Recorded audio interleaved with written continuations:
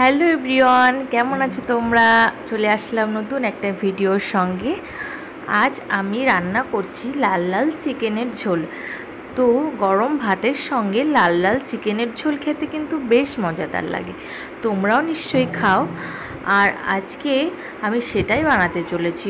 নতুন করে তোমাদের সঙ্গে রেসিপি আর কি বা শেয়ার করব। তোমরা সকলেই তো জানো কিভাবে রান্না করতে হয়। তবু রান্না করতে করতে তোমাদের সঙ্গে কিছু কথা বলে নিই। আজ আমি চিকেন রান্না করছি, তার কারণ মাছটা আজকে আনা হয়নি। আমরা অনেক দিনই হলো চিকেন খাই না, তো মাছটা এই কারণেই আনা হলো, কারণ আমার ছোট্ট একটা বেবি আছে, তোমরা তো দেখেছো ব্লগে।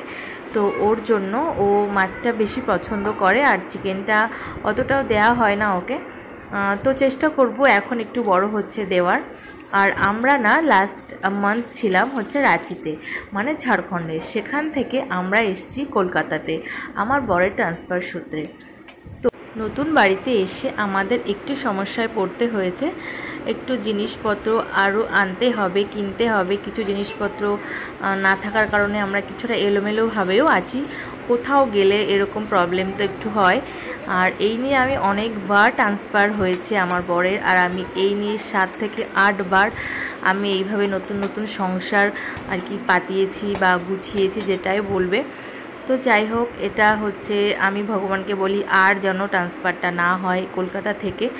আর প্রাণের শহর কলকাতা, আমরা তো সকলেই ভালোবাসি। তো আমি চাইছি এখানেই যেন অনেক দিন থাকতে পারি বা এখানে যেন সেটেল হতে পারি। আর আমার শ্বশুরবাড়ি উত্তর 24 পরগনাতে, তো সেখানেও আমরা যাই থাকি। কিন্তু এখন যেহেতু চাকরিটা এইখানে, তো আমাকে এখন এখানেই থাকতে হবে।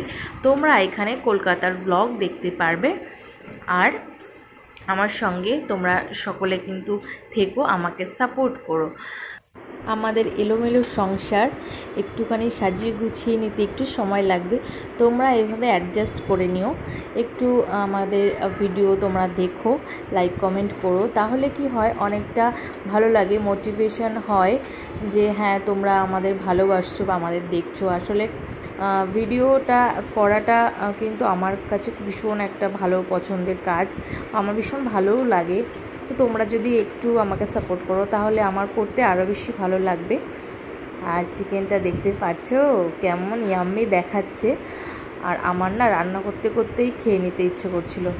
অনেক দিন বাদে যেহেতু করছি, তো সেই জন্য জিনিসটা বোধহয় আরও একটু বেশি ভালো লাগছিলো।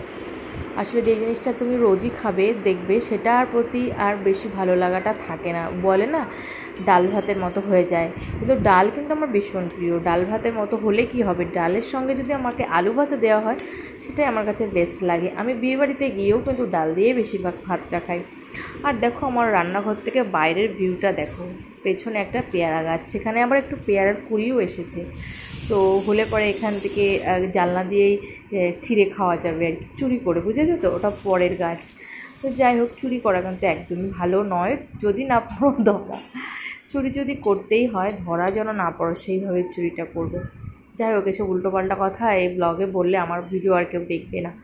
বন্ধুরা, আমি এমনি একটু মজা করলাম। আর ভিডিও যদি একটু মজাদার হয়, ঠিক এই রান্নার মতো লাল লাল ঝোল ঝোল, দেখতে যদি একটু ইয়াম্মি হয়, তবে কিন্তু দেখতে, খেতে এবং শুনতে সবটাই ভালো লাগে। আমি জানি অনেক উল্টোপাল্টা আমি বকে চলেছি, কি করব, তোমাদের সঙ্গে রান্নার রেসিপি যদি আমি বলি আজকেই নুন দিলাম, জল দিলাম, ঢাললাম, তো তোমরা সেটাকে পছন্দ করবে না, সেই জন্যই আমি একটু উল্টোপাল্টা বকতে আছি। তো যাই হোক, আমার রান্না কমপ্লিট। বাই বাই, দেখা হচ্ছে নেক্সট কোনো অন্য ব্লগে, ততক্ষণ ভালো থেকো।